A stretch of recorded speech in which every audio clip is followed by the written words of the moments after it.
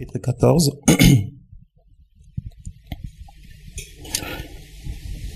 Et au verset 6, il s'agit de la conversation entre le Seigneur Jésus et Thomas. Donc Thomas Thomas dit au Seigneur, d'abord au verset 5, « Nous ne savons où tu vas, comment pouvons-nous en savoir le chemin ?» Jésus lui répondit donc au verset 6, « Je suis le chemin, la vérité et la vie. » Ça, c'est un verset que j'ai eu beaucoup de mal à comprendre, en fait, au départ. Donc, je suis né dans une famille musulmane au Mali.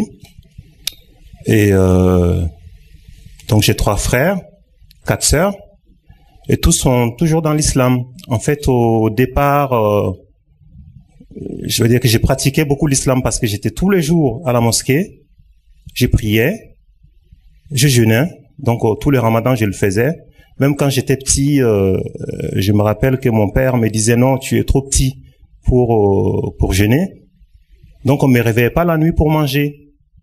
Et quand je me réveillais le matin, je disais ben c'est pas grave, vous m'avez pas réveillé, je vais quand même jeûner. Donc je faisais ça et j'étais vraiment à fond dans l'islam. Et j'ai grandi comme ça avec des paroles qu'on me disait du style les chrétiens sont les ennemis de Dieu. Parce que ils disent que Dieu a un fils. Donc ça, c'est un péché très grave pour les musulmans. Et on me disait aussi que la Bible était falsifiée, que les chrétiens l'ont modifiée. Donc ce qui est dans la Bible, c'est pas vrai. Les chrétiens n'auraient pas la vraie version de la Bible. Et plein d'autres choses comme ça, du style Jésus a dit qu'un autre prophète viendra avec lui et ce serait Mahomet et que c'est lui qu'il fallait suivre. Donc j'ai grandi avec, disons, avec ces choses-là. Et quand je suis quand même arrivé au lycée, en fait, avec la philosophie, tout ça, bon, je me disais, de toutes les façons, je priais, je jeûnais, mais bon, rien ne me dit que je serais sauvé, quoi, parce que le Coran le dit, même Mahomet lui-même, il ne sait pas où il va. Il peut pas garantir à qui que ce soit qu'il irait au paradis. Donc voilà, et j'étais parti dans la philosophie et tout le reste. Et j'ai quand même eu l'occasion, on va dire, quand j'étais encore petit musulman, tout ça, parce que il y avait une émission de radio au Mali, donc en langue maternelle, j'écoutais des fois comme ça. Et un beau jour, j'étais en train d'écouter les histoires donc de Jésus qu'on racontait, ses miracles, tout ça. Et je sais pas pourquoi, j'ai dit tout fort devant toute la famille. Ah, mais moi, je pense que je vais devenir chrétien. Et je me rappelle encore ma mère qui s'est énervée, qui a dit, mais comment tu peux, tu es né musulman, dans une famille musulmane, comment tu peux même dire des choses comme ça? Et mon père lui disait, ben, laisse-le choisir, si c'est, j'étais étonné, hein. Si c'est ça qu'il veut, laisse-le choisir. Mais bon, j'ai continué comme ça, Quand je suis allé faire des études en Russie, j'ai eu l'occasion aussi des personnes qui m'ont témoigné, mais bon, je répondais comme la plupart des musulmans. Moi, je suis musulman. Voilà, Mahomet, c'est le dernier prophète, c'est lui qu'on devait suivre tout ça, et c'est ce qui est dit dans la Bible aussi. Je le croyais vraiment. Et je me rappelle que j'étais même parmi les personnes qui condamnaient un de nos camarades des facs en Russie, donc qui avait donné sa vie au Seigneur. On ne sait pas comment ça s'est passé en réalité, mais on le voyait tout le temps lire sa Bible, tout ça. On lui disait, quoi, mais comment toi, musulman, tu peux abandonner ta foi et dire que tu suis Jésus? Donc, il essayait de nous expliquer, mais on n'était pas du tout ouvert, hein, pour écouter ce qu'il avait à dire, quoi, parce que pour nous, il était un moins que rien. Jusqu'en 97, donc quand j'étais ici en France,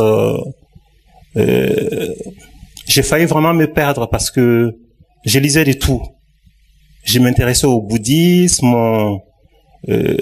à plein d'autres choses, quoi. Et j'avais un ami iranien, donc qui est dans la religion Baha'i. Ça, c'est autre chose encore, parce qu'ils disent que Mahomet c'est pas le dernier prophète, il y en aurait un autre. Donc ils essaient de faire un amalgame de toutes les religions, quoi, en incluant aussi le christianisme. Donc, lui me donnait des livres que je lisais. Et le Seigneur a vraiment bien fait les choses parce que cet homme avait une voisine. Donc des fois, je venais pour le voir quand il n'était pas là. Je voyais la voisine, donc qui était chrétienne de la Guadeloupe. Et elle me parlait du Seigneur. Au départ même, elle a voulu me donner une Bible me disant, tu lis juste, tu te fais ton idée. J'ai dit non, ben enfin, voilà. Et chaque fois que je venais, que lui, cet ami n'était pas là, cette voisine saisissait l'occasion pour me parler du Seigneur. Donc un jour comme ça, elle m'a donné une Bible, je me suis dit, bon, ben je prends par curiosité, si je lis sur les autres choses, pourquoi je lirais pas ça aussi? Donc le passage dont je vous ai parlé, quand j'ai lu ça, je suis le chemin, la vérité et la vie, je me suis dit, non mais comment ça peut se faire ça? Et Mahomet alors? Et un beau jour, donc je viens encore voir cet ami, il n'était pas là, la voisine était là avec deux autres chrétiennes, donc elle a insisté, viens, je vais te présenter juste mes amis comme ça. J'ai dit bon, elle me fait rentrer, on se dit bonjour tout ça, et puis les deux amis me disent, ben tiens, viens avec nous à l'église, juste une fois quoi, tu verras. Je me suis dit, mais peut-être qu'il faut que j'y aille une fois comme ça, ils vont me lâcher une fois pour toutes, ce sera fini. Je vais avec eux, donc on était à Rouen, on est parti du côté des Dieppe, où ils avaient une église qui louait un entrepôt en fait pour faire leur culte. Pour vous dire, quand on est arrivé, j'ai entendu des chants, tout ça, je me suis dit, oulala, peut-être que je viens dans une secte, ils vont me faire un lavage des cerveaux, je sais pas trop ce qui va m'arriver. Alors on entre, ils prennent un chant qui dit Seigneur, j'élève ton nom. J'aime chanter tes louanges, tu remplis ma paix, enfin ma vie de joie. Tu es venu pour nous sauver. En fait, ces chants, parlant de ce que le Seigneur a fait, j'étais en larmes. J'essayais de me retenir, mais je pleurais. Je voyais, j'en suis encore ému, quoi. Je voyais vraiment le Seigneur faire cette œuvre pour moi. Et ça m'a touché. Je me suis dit, c'est certainement ça la vérité. Mais les choses ne se sont pas faites comme ça tout de suite parce que, donc je continuais à lire ma Bible, tout ça, et toujours ces passages, je suis le chemin, la vérité et la vie. J'avais un peu de mal à accepter à cause de mon arrière-plan musulman, tout ça. Mais bon, avec la prière des uns et des autres, et le fait que je m'adressais moi-même au Seigneur, enfin, demandant qu'il me montre vraiment qui est la personne de Jésus.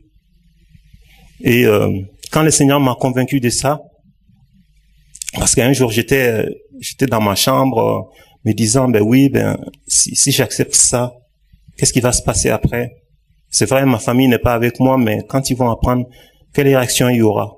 Le Seigneur m'a vraiment mis à cœur de tout de suite de témoigner, quoi. Donc j'ai écrit une lettre que j'ai envoyée et après j'ai eu la réponse donc de mon frère qui écrivait de la part de ma maman que si je me répands pas, je meurs comme ça, ben je vais en enfer.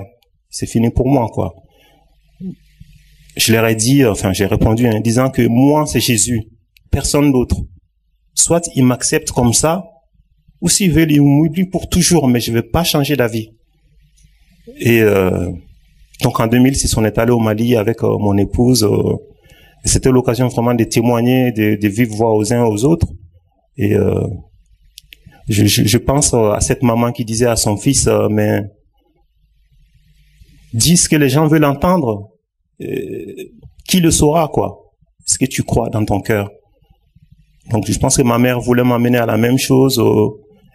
Elle arrivait jusqu'à pleurer en fait pour que je change d'avis. Je lui ai dit, c'est pas la peine. Même si on me met un fusil sur la tempe, qu'on me tue, je ne changerai pas d'avis. Moi, c'est Jésus, personne d'autre. Donc voilà, c'était juste un encouragement. C'est vrai qu'il y a des gens qui sont persécutés d'une certaine façon. Ça n'a pas été mon cas. Mais quand même, jusqu'aujourd'hui, je suis un peu comme, on va dire, comme seul. J'ai béni le Seigneur parce qu'il m'a donné des frères et des sœurs qui sont véritablement des frères et des sœurs pour moi. Voilà. Donc, merci à vous tous pour votre amour et du fait que vous m'acceptez comme un des vôtres.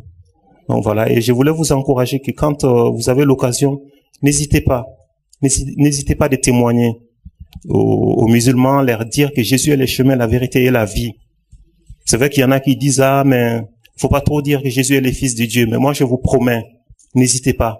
dites-les. Peut-être que la personne en face va se fâcher un moment, mais le Seigneur finira par faire son œuvre dans son cœur. Donc voilà. Gloire à Dieu.